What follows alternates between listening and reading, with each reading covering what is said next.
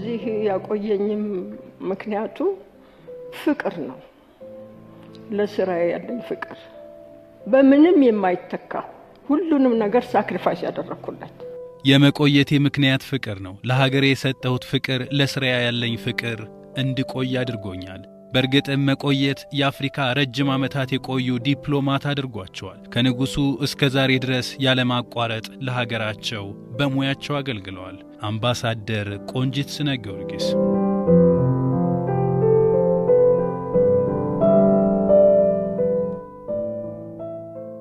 እሳቸው የሥራ ሰዓት ውጪ የሚባል አያውቁም። አምባሳደር ቆንጂት ነው ያልከው ክብርት አይገባኝም እኔ አሉ።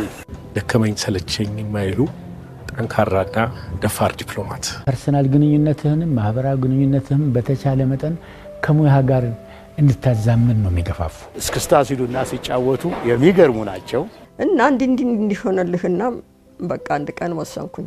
ምንም አላስፈላጊ ነው ባል ማግባት አልኩኝ። ምክንያቱም ባል ካገባህ ሌላ ኃላፊነት እየወሰድክ ነው ያለው። አምባሳደር ቆንጂት ስነ ጊዮርጊስ ከግማሽ ክፍለ ዘመን በላይ ሀገራቸውን በታላቅ የሙያ ብቃት ያገለገሉ ቀዳሚ ኢትዮጵያዊ ሴት ዲፕሎማት ናቸው። ተንቀሳቃሽ የአፍሪካ ጉዳዮች ኢንሳይክሎፒዲያ በመባልም የሚታወቁ ናቸው። አንጋፋዋ አምባሳደር ከአፄ ኃይለ ሥላሴ ጀምሮ በቀድሞ በአፍሪካ አንድነት ድርጅት እስካሁኑ የአፍሪካ ህብረት እንዲሁም በተባበሩት መንግስታት ድርጅት የአፍሪካ ኢኮኖሚክ ኮሚሽን የኢትዮጵያ ቋሚ መልእክተኛም በመሆን አገልግለዋል።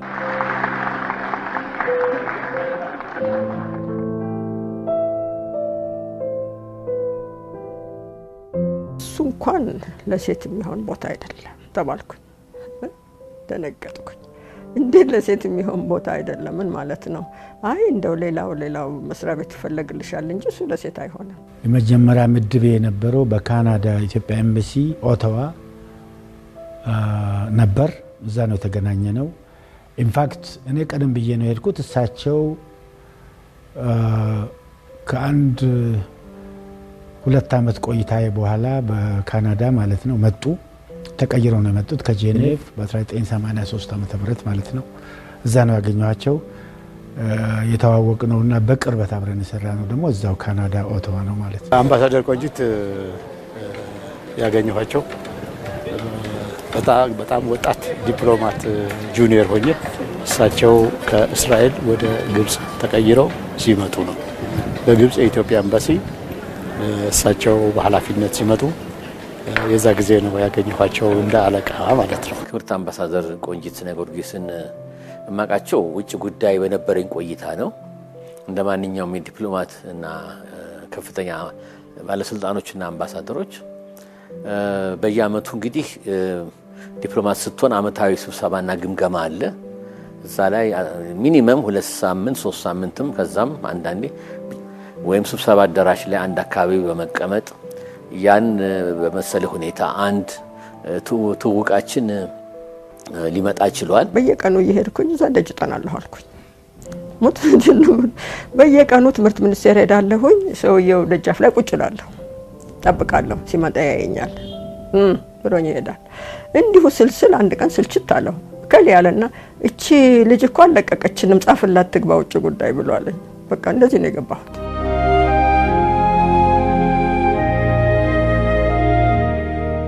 አንዳንድ ግብዣ ከኖረ አሁንም እንደንሳለሁኝ። በማን ሙዚቃ ነበር የምትደንሱት በዛን ወቅት? እነ ማህሙድ አሉ። አሁን በጣም ትዝ የሚለኝ ማህሙድ ነው። አሁን ራስ ሆቴል ማህሙድ ሲያስጨፍር ለብቻው ነበረ። በእውነት በጣም ጎበዝ እና ለማየሁ እሸቴ አሉ።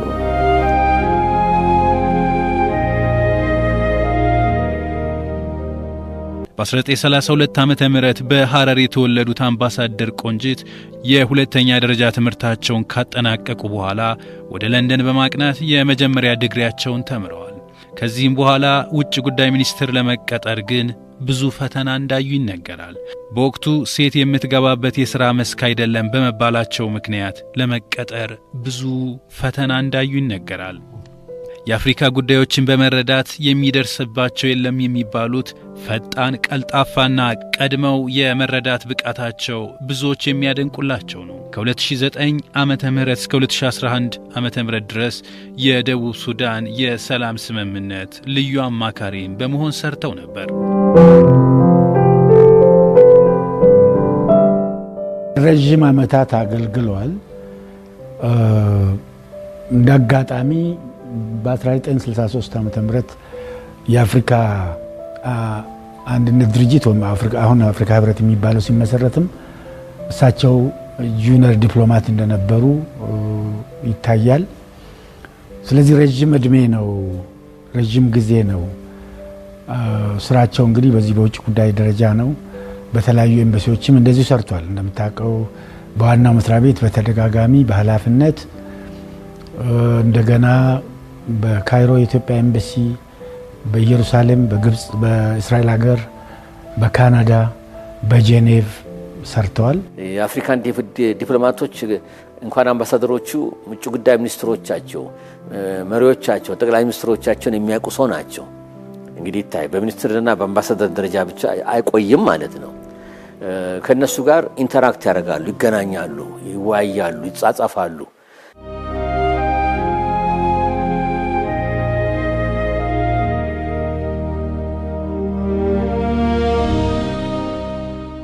መጀመሪያው ነገር ወደ አይምሮ የሚመጣው ስለሳቸው ስናስብ ጥንካሬያቸውን፣ ለስራ ያላቸው ክብር፣ ትጋታቸውን፣ ደከመኝ ሰለቸኝ የማይሉ ጠንካራና ደፋር ዲፕሎማት እንደነበሩ ነው የምናስታውሳቸው። የኢትዮጵያ ዲፕሎማሲ ትልቅ ተምሳሌት ናቸው ቢባል የተጋነነ አይሆንም። ምክንያቱም ህይወታቸውን በሙሉ ለኢትዮጵያ ዲፕሎማሲ የሰጡ፣ ለአገር ያገለገሉ፣ ከኢትዮጵያም ባሻገር ለአፍሪካ በተለይ በቅኝ ግዛት ስር ለነበሩት አፍሪካውያን ወንድሞቻችን እህቶቻችን የበኩላቸውን ለነጻነታቸው ለአርነታቸው የበኩላቸውን አስተዋጽኦ ያደረጉ እኔ ለማስታወስ ልንገር በሆቴል የሉም። አሁን የቀድሞው የኢትዮጵያ ውጭ ጉዳይ ሚኒስትር ዋሽንግተን ዲሲ ያኔ እዛ ነበርኩ። የኢትዮጵያ ልዩ መልእክተኛ ሆኜ ተመድቤ ስሰራ በየጊዜው ያው አሜሪካ ይመጣሉ፣ ጠቅላይ ሚኒስትሩም ይመጣሉ። ያው ሶሻላይዝ ማድረግ አለ። ስብሰባ በኋላ አብሮ ሻይ ምናምን መጠጣትና ስለ ስብሰባ ውጤት ስለሚቀጥለው መነጋገር። አይ ሪሜምበር እኚህ የቀድሞ የኢትዮጵያ ውጭ ጉዳይ ሚኒስትር አምባሳደር ቆንጂትን የሚያደንቁትን ሁኔታ ሁሉ አንስተዋል። 8-9 ሆነ ተሰብስበን ነው። እሱም ቃል በቃል ባይሆንም መንፈሱ ምንድነው ያሉት እንዴት እንደሚያደንቋቸው ሪፖርት እንኳን ትናንት የተሰበሰቡበትን እኛ የገባን ስንተኛና ሌላ ጉዳይ ስንሰራ እሳቸው ሌሊቱን በሙሉ እንግዲህ ያኔ ስማርትፎን የሌለበት ዘመን ነው ይታይ ሪፖርቱን አዘጋጅተው ልክ ከመንጋቱ በፊት በክፍሌ ሆቴል ክፍሌ በር ስር አስገብቶ ሄደው በየቀኑ አገኛለሁ ብሎ ሲመሰክሩ ሰምቻለሁ። ራሴ የሚያሳይ ትጋታቸውን ነው። አጋጣሚው ያው ስለ አምባሳደር ቆንጂት የምሰማው ነገር ኃይለኛ ናቸው፣ የስራ ፍቅር አላቸው። ከስራ ትንሽ እንትን የሚል ሰው ወደ ኋላ የሚል ሰው ይቆጣሉ፣ ያሳድዳሉ፣ አይመቻቸውም የሚባል ሰማ ስለነበረ በአጋጣሚ ደግሞ እኔ እንደዛ አይነት ሰው አልነበርኩምና እስከሚያስተምሩህ ድረስ በሳቸው የአመራር ስርዓት እስክትገባ ድረስ ያው እንትን ትላለህ፣ የተቸገርክ ይመስልሃል። ነገር ግን ወዲያው ተለማመድና እጅግ የምቀርባቸው አከብራቸው እስከዛሬ ድረስ እንደ እናቴ የማያቸው ናቸው፣ ካለቃ በላይ ለማለት ነው። ከዛ በኋላ ያው አልተለያየም። ረጅም በተለይ በጾታ ረገድ ከአምባሳደር የወዲት እምሩ ቀጥሎ በዚህ ደረጃ ረጅም ዘመናት ያገለገሉ የሴት አምባሳደር በመሆናቸውም ለየት ይላሉ። በመሆኑም ለሙያቸውም በጣም ታማኝ መሆናቸውን ነው ከዚህ የምንገነዘበው። በስራቸውም ላይ ያላቸው ጥንቃቄ፣ ጥረት፣ ትጋት ለዚህ ለመቆየቱ ምክንያት ይሆናል ማለት ነው። የሰሩ ስለሳቸው በቅርብ የነበሩት ደግሞ የእሳቸውን የስራ ልምድ የስራ ትጋት ለመውረስ የሚያደርጉትን ጥረት ሁሌ የምናይ ነበርና ሌላው እሳቸው የሚታወቁበት እንግዲህ አንድ የስራ ኃላፊ ሆነው አንድ ዲሬክተር ጀነራል ሆነው ወይም አንድ ዘርፍ ኃላፊ ሆነው በዛ ብቻ አይታጠሩም እና ሌላ ዲፓርትመንት ላይ ወይም ሌላ ስራ ዘርፍ ላይ የነበረን ሌሎች ወጣት ዲፕሎማቶችንም ሲያገኙን በስራም ይሁን የሚያገኙን በኮሪደርም አጋጣሚ ይሁን የሚያገኙን ከስራ ጋር የተያዘ አስተያየት ሳይሰጡ አያልፉ። ሁልጊዜም እንግዲህ የሚነግርህ ሁልጊዜም ልባቸው ከስራቸው ጋር መሆናቸውን እንደው ዲፕሎማት ሆኖ እንደው ኮሪደር ላይ የስራ ቀን ያልተገባ አለባበስ እንኳን የለበሰ ሰው በፍጹም አያልፉ። አስቆመው ምንድነው ዛሬ ስራ ቀን አይደለም እንዴ ይለዋል። ከእሳቸው ጋር የሰራኋቸው ጊዜያት ውሱም ቢሆኑም ነገር ግን ሁልጊዜ የማልረሳው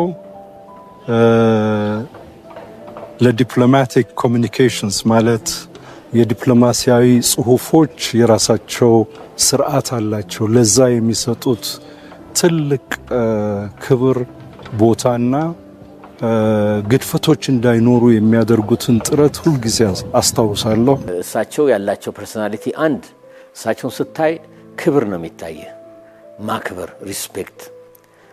ሁለተኛ ማግኔቲክ የሆነ ቴምፐራሜንት ራዲየት የሚያደርግ የሚያመነጭ አውራ ይባላል አላቸው እሳቸው እና ፐርሶናሊቲያቸው ማግኔቲክ ነው፣ ይስባል። ከበሬታ እና ሬቨረንስ የምትሰጠው ነው። ከዛ አልፈ እንግዲህ ንግግር ስታረግ ሰላም ተባብለህ እንዴት ልበልህ ሁልጊዜ ኮስተር ያለ ፐርሶናሊቲ ያላቸው እሳቸው አንተን ሲያዩ እንደ ኤክስሬ ነው የሚያነቡ እንደዚህ ፐርሶናሊቲን ማለት ነው። በውጭ ጉዳይ ሚኒስቴር የአፍሪካ ክፍል ኃላፊ ሆነው በርካታ ዓመታትን የሰሩት አምባሳደሯ ከዚያም በኋላ የአፍሪካ ህብረት የኢትዮጵያ ዲፕሎማትም ሆነው አገልግለዋል። ከአምባሳደር የዱይ ትምሩ ቀጥሎ ሁለተኛዋ ሴት አምባሳደር የሆኑት አምባሳደር ቆንጂት አሁን እየተተገበረ ላለው የጾታ እኩልነት የእርሳቸው ሚና ከፍ ያለ እንደሆነም ይነገራል። ለሀገራቸው ዕድሜ ልካቸውን የለፉት አምባሳደሯ ከጠቅላይ ሚኒስትር ዶክተር አብይ አህመድ እጅ ሽልማት የተሰጣቸው ሲሆን በአፍሪካ ምርጥ የአፍሪካ ጉዳዮች አዋቂ ብለው ይጠሯቸዋል። ለየት ያለ ነገር ብዙ ነገር አላቸው። የመጀመሪያው እኔም ከሳቸው የወሰድኩት የኔ ጓደኞችም ያሰለጠኑን ብዙዎቹ የወሰዱት የአገር ፍቅር፣ የህዝብ ፍቅርና የመንግስት ፍቅር ነው። እንግዲህ እሳቸው በአፄ ኃይለ ሥላሴ ዘመን ነው ስራ የጀመሩት። ከዛ በኋላ ያሉ መንግስታትን በሙሉ እንደ ኢትዮጵያ መንግስት ተቀብለዋል። ህዝባችንን እንደ ህዝብ አገልግለዋል። አገራችንን እንደ ትልቅ ዲፕሎማትና አምባሳደር በሚችሉት ሁሉ አገልግለዋል። ስለዚህ ሁሉ ጊዜ ውስጣችን ተማርን የምለው ከሳቸው እኔም የወሰድኩት ለሀገር ለህዝብና ለመንግስት መታመን ነው። ሁለተኛው የፕሮፌሽናል ስራ ተጀምሮ እስኪያልቅ ድረስ እንትን አይሰጡም፣ ፋታ አይሰጡምና ስራ ጀምረህ አትተው፣ ስራ ጀምረሽ አትተይ ነው የሚሉትና ስራን ማስጨረስ ትልቅ እንትን አላቸው። ሶስተኛው ነገር እንትን የአገርን ሚስጥር መጠበቅ፣ ለሙያ ታማኝ መሆን ከስር ጀምሮ ካዛብላንካ የአፍሪካ ህብረት አመሰራረቱ የኢትዮጵያ ወደ አዲስ አበባ የማምጣቱ ሂደት በአፄ ኃይለ ሥላሴ ጊዜ የነበረው ሁኔታ እነ ልጅ ከተማ ሚኒስትር ከተማ ይፍሩ እና አክሊሉ ሀብተወልድን በተዋረዱ የማወቅ አብሮ መነጋገር አብሮ መሳተፍ ጉዳይ አለ። የአፍሪካ ችግሮች ሁሉ ሲመጡ በተለይ ቀደም ሲል አልጄሪያና ለምሳሌ እንበልህ የሞሮኮ ጦርነቶች ሳህራዊ ከዛን ጊዜ ጀምሮ ነው ችግር የነበረው። ብዙ ቦታዎች ሱዳን፣ ደቡብ ሱዳን የመሳሰለው ሁሉ በቃላቸው ያውቁታል። በሰላሙም ሂደት ውስጥ ተሳትፈዋል። እንደገናም ያነባሉ። እንደገናም በሚስጥራዊ ብዙ ስብሰባዎች ላይ የክሎዝድ ሴሽን የምንለው እዛም ተሳታፊ ናቸውና ፓብሊኩ ማያውቀውን ብዙ ጉዳዮች ሁሉ ያውቃሉ። ዲፕሎማት ሆኖ እንዲወጣ ዲፕሎማቲክ ኢቲኬት ፕሮቶኮል እንዲጠበቅ ከፍተኛ ጥረት የሚያደርጉ ናቸው። ከአነጋገር፣ ከአለባበስ፣ ከአበላል፣ ከአካሄድ ጀምሮ ዲፕሎማት መከተል የሚገባቸውን ኖርሞች በሙሉ የሚገነዘቡ ይህም ደግሞ እንዲሰርጽና አብራቸው የሚሰራው ጋር እንዲጋባ ጥረት የሚያደርጉ ናቸው። ይህንን እንግዲህ በተግባር አለቃ የመነበሩበት ሰዓት በጣም አስታውሳለሁ። ከሳቸው ጋር ሆኜ ብዙ ኖቶች አዘጋጅተን የምችለውን ጭሬ ሄጄ አርመው አስተካክለው ሲሄድ ወደ ሚኒስትር ወይም ወደ ጠቅላይ ሚኒስትር ነበርኩ ብሎ መናገር የሚችሉበት ወረቀት ነው። እዛው እንዳሉ ያክል ነው ስዕል የሚሰጡት እና ደግሞ በስራ አጋጣሚ ያገኙትን ነገር ለማንም የማይገባው ሰው የማያሳልፉ እና ኮምፓርትሜንትድ የሆኑ እዛ ውስጥ የሚኖሩ አምባሳደር ናቸው። ብዙም ምንድነው የሚባለው የአደባባይ ሰው አይደሉም። እንግዲህ በጣም የስራ ሰው ናቸው። ነገር ግን ስራቸውን እንግዲህ በዲፕሎማሲው ዓለም ከ50 ዓመት በላይ ከግማሽ ምዕተ ዓመት በላይ ያገለገሉ ሰው ናቸው። አክቲቭ ዲፕሎማት እስከ መጨረሻው ድረስም ዲፕሎማት ነበሩ። ፎርማል የሆነውን የመንግስት ስራም ከለቀቁም በኋላ ዲፕሎማሲ ስራ ውስጥ ናቸው። በአፍሪካ ህብረት ደረጃ የተለያዩ ኮሚቴዎች ውስጥ እያገለገሉ ዲፕሎማሲን እስከ ለተሞታቸው የሰሩ ባለሙያ ናቸው። በትጋት ያለማቋረጥ ያለ ተስፋ መቁረጥ መከታተልን ነው፣ በጥብቅ መከታተልን ነው። ቤዚካሊ ሌሎችም በሙሉ ያስተምራሉ። ለምሳሌ ኖርሞች፣ ዲፕሎማቲክ ኢቲኬት ያልኳቸው ቅድም አለባበስን በተመለከተ አነጋገርን በተመለከተ ጥንቃቄ እንደሚያስፈልግ፣ ቃላቶች ትርጉም እንዳላቸው፣ ቃላቶች መልእክት እንዳላቸው፣ አረፍተ ነገሮች በምን መልክ መውጣትና መግባት እንዳለባቸው፣ ጽሁፍን ለምሳሌ ደብዳቤ በምታረቅበት ሰዓት ማለት ያለብህን ነገር በለሆሳስ ማለፍ ያለብህን ነገር ማጉላት ያለብህን ነገር ጭምር በደንብ ያስተምሩሃል። ይህንን ብዙ ወስጄባቸዋለሁ፣ ብዙ ተምሬያለሁ ከሳቸው።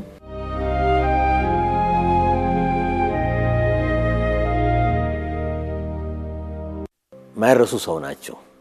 እንዴት ውጭ ጉዳይን በነበረን ቆይታም በፊትም ኋላም ሲመሰክር የሰማሁት ምንድነው እጅ ይዘው ልበልህ ቤዚካሊ ሲምቦሊካሊ እጅ ይዘው ሴት እህቶቻችንን ወጣት ዲፕሎማቶቻችንን እያገዙ ሜንተር ኮች እያደረጉ እንዳሳደጉ ነው ምሰማው። እስከ ክብርት ፕሬዚደንት ፎርመር ፕሬዚደንት ሳህለወርቅ ሁሉ ከሳቸው በኋላ ነው ስራ የጀመሩት። እሳቸውም ሲዝን ዲፕሎማት ናቸው። ስለዚህ አሁንም ውጭ ጉዳይ ውስጥ ስናይ ፐርሰንቴጅ ዋይዝ ኤግዛክትሊ ቅጩን 60 ለ40 በመቶ ምናምን ማለት ባልችልም ከማስታውሰው ኦብዘርቭ ከማረገው አሁንም አልፎ አልፎ ለአንዳንድ ጉዳዮች ብቅ እንደምለው ለምን ወንድ በዛ ማለት አይደለም። እኔም ጨምሮ በነበርኩ ጊዜ ወንዱ አሁንም ያመዝናል። ገና እሳቸው ጋር መስራት እንደጀመርኩ አንድ ደብዳቤ ለሚሽኑ ካይሮ እያለን የሚገዛ ነገር ነበረ። እሱን አቅርብና አምጣ ሄዳችሁ ትገዛላችሁ አሉኝ።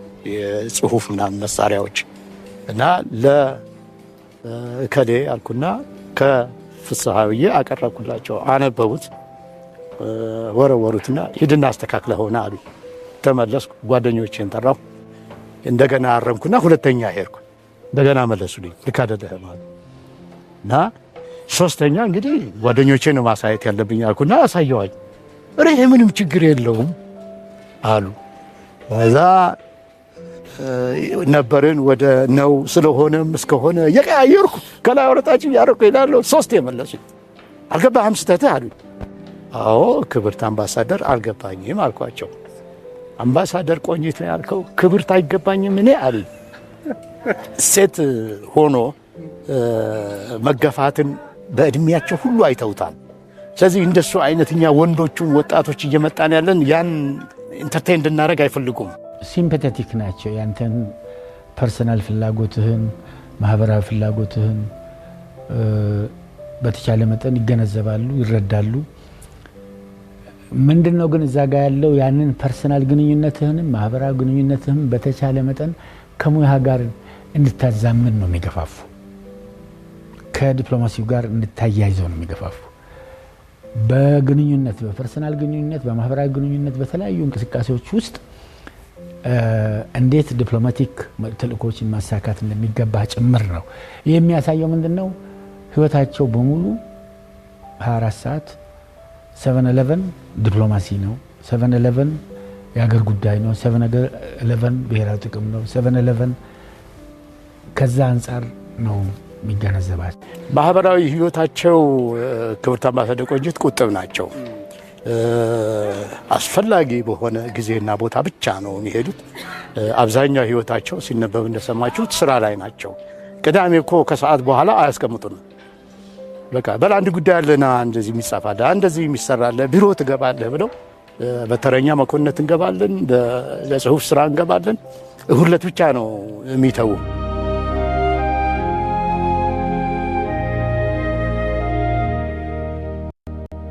የኢትዮጵያን ብሔራዊ ጥቅም በማራመድ ረገድ፣ የኢትዮጵያን ብሔራዊ ጥቅም በማሳካት ረገድ ኢንቨስትመንት በማምጣት ቴክኖሎጂ ትራንስፈር በማሳለጥ ቱሪስት እንዲመጣ በማድረግ ተራድኦ ከነዚህ ሀገሮች እንዲገኝ በማድረግ ረገድ ከፍተኛ መሰረት ጥለው አልፏል። በዋና መስሪያ ቤትም ባሉበት ሰዓት በአብዛኛውን በአፍሪካ ዲፓርትመንት ነው የአፍሪካ ዲፓርትመንት ኃላፊ ሆነው ነው የሰሩት። አፍሪካና መካከለኛ ምስራቅ እዛም አካባቢ ያደረጓቸው አስተዋጽኦች በጣም ጥሩ ነው። የአፍሪካ አንድነት ድርጅት ጀምሮ የአፍሪካ ህብረት እንዲጠናከር በተለያዩ ዘርፎች በአፍሪካ ህብረት ጥንካሬ ላይ በመሳተፍ አገርን በመወከል ማለት ነው ያደረጓቸው አስተዋጽኦችም ኢንፋክት የኢትዮጵያን ጥቅም በኢትዮጵያ በሌሎች ዓለምም በአፍሪካ ደረጃ በጎላ ሁኔታ ማራመድ በሚያስችል መልኩ የተንቀሳቀሱ ስለሆነ ወሪሊ ከፍተኛ አስተዋጽኦ ያደረጉ የሀገር ባለውለታ ሊታወሱ፣ ሊከበሩ፣ ሊሞገሱ ትምህርትም አሁን ያለው ጄኔሬሽን ሊወስድባቸው የሚገቡ ዜጋ ናቸው ያስባሉ።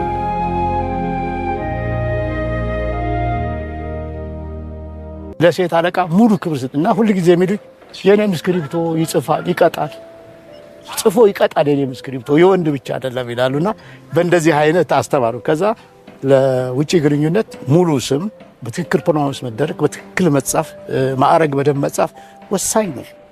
አለበለዚያ አለቆች ይመልሳሉ በትክክል አልጻፍኩም ተብሎና እንዲህ አይነት ብዙ አጋጣሚዎች አሳልፈናል። መንግስትና ለህዝብ ያላቸው ፍቅር፣ ዴዲኬሽን፣ ኮሚትመንት የሚገርም ነው። በቃ በምን ማለት እሳቸው ውጪ ስራ አግኝተው ብዙ ሺህ ዶላሮች ማግኘት ይችሉ ነበረ። ይሆን እኔ የማውቃቸው የዩኤን እና የአፍሪካ ህብረት ኃላፊዎች ከሳቸው ጋር አብሮ አደጎች ናቸው። እንደነ ኮፊ አናን አይነቱ፣ እንደነ ሳሊም አህመድ ሳሊም አይነቱ አሁን የአፍሪካ ህብረት ቼርፐርሰኑ እነ ባንኪሙን ጋር አብሮ አደግ ናቸው። እንዴት ግን ትንሽ የውጪ ገንዘብ አግኝቼ ኑሮዬን ብደግፍ ይሻላል የሚል ሀሳብ የላቸው።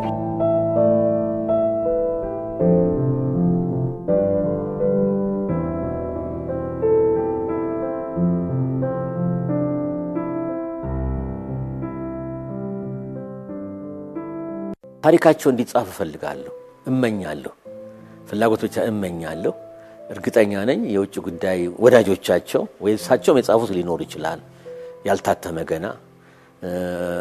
አዘርዋይስ ደግሞ በደንብ በቤተሰብ ደረጃ በስራ ደረጃ በሳቸው እድሜ ያሉ ከኛ በላይ ትላልቆች ሰዎች አብሯቸው የሰሩ ብዙ አገራችን ያገለግሉ አምባሳደሮች በአብዛኛው ወንዶች ናቸው አሉና እሱም ተሰባስቦ እንደ ሪኮሌክሽን እና እንደ ስቶሪ እንደ ተዘጋጅቶ ቢወጣ የሚል ምኞትና ሪሊ ፍላጎት አለኝ። ምክንያቱም ብዙ ታሪኮች አለ ማናቃቸው። አሁን ግብጽ ሀገር ነበሩ እስከማስታውሰውና ካይሮ ሄደው የቁልፍ ሀገር በአባይ ውሃና የመሳሰለው ቆይታቸው ምን ይመስል ነበር? ብዙ ስቶሪ ይኖራል ባይ ነኝ። ምክንያቱም እሳቸው በሰባዎቹ 80ዎቹ በጣም ክሪቲካል ጊዜዎች ላይ ስለሰሩ ዝም ብሎ አምባሳደር ተራ ሳይሆን ሴትም አምባሳደር ስለሆኑ ያለው ልዩነት ያለውን ቻሌንጅ አብሮ መማርና ማወቅ ይገባል። በ86 ዓመታቸው ያረፉት ክብርት አምባሳደር ቆንጂት ስነ ጊዮርጊስ ለሀገራቸው የሰሩት ሥራ ከመቃብር በላይ ሲታወስ ይኖራል።